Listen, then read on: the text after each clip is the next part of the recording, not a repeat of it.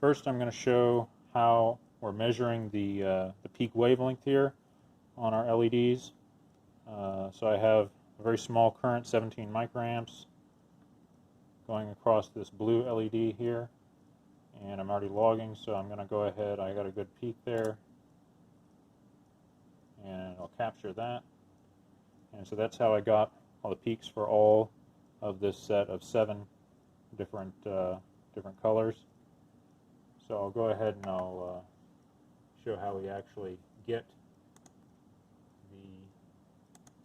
the peaks here. So I use the examine function. I can read off here. We have 473 in nanometers, 511,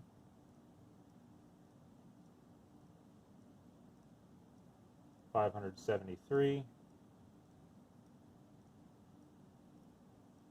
610, 684,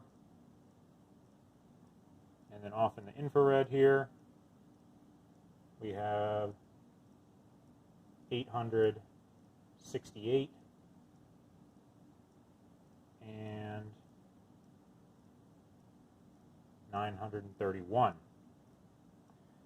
And now I'll demonstrate how we're finding the threshold voltage or forward voltage, whatever you want to call it, by actually going and getting the camera right on top of the diode here.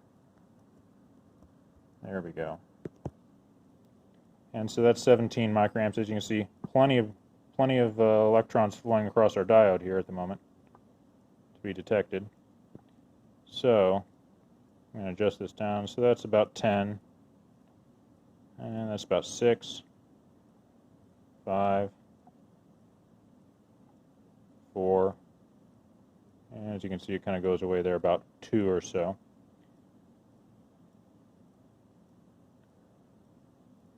And we're coming in right at about 2.2 volts there. And 2.15 maybe is what we're at right now.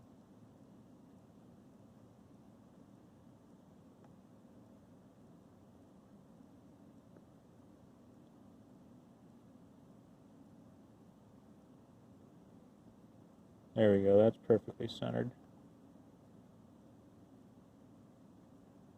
So it looks like, yeah, 2.15 is where it goes out entirely. And we'll go ahead and try one more here. Let's go up to the 655 here. That's quite bright. And somewhere right around here, we're at about 2 microamps and 1.6 volts. And about 1.58 is where we're at there now. 1.57 seems to be where it actually stops entirely. 1.57 volts. And you can see it's not all the same for every diode here. Some of these we can read quite low. This is back at the, let's see where we are here. This is back at the 505 or whatever it is nanometer LED. That's only 0.6 microamps. And that's about this one actually is visible down to 0.3 here where we're at. And 1.98 volts. So the other thing that we can show here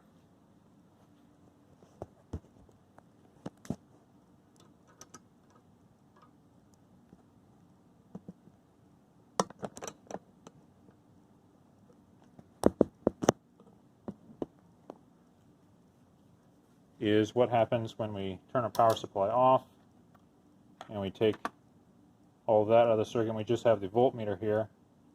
We can show For instance, here on this 505 nanometer LED, if I go and take a red laser pointer and put it over the diode here, you can see the ambient room lighting gives it just a little bit of output as a photovoltaic cell. But if I light it up here with a red, we don't get anything. But if I give it a more energetic, for instance, this green here, this is a 517 nanometer green.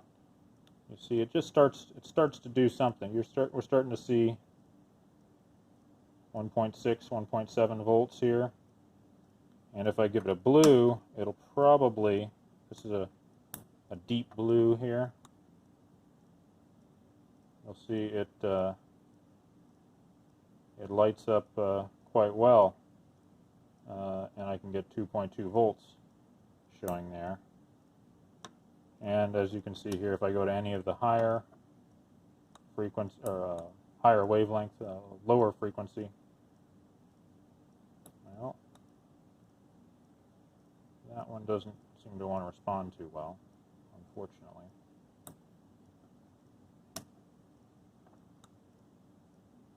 That one's responding quite well. But we will never see, even some of these cases work better than others, but we will, one thing I can assure you is if I take my red here and I look at any of these, now we'll see, we'll get a little bit of response here at the 605 nanometer LED.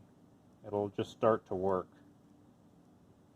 But if I go to any of the shorter wavelength LEDs, we get no response because these photons do not have enough energy.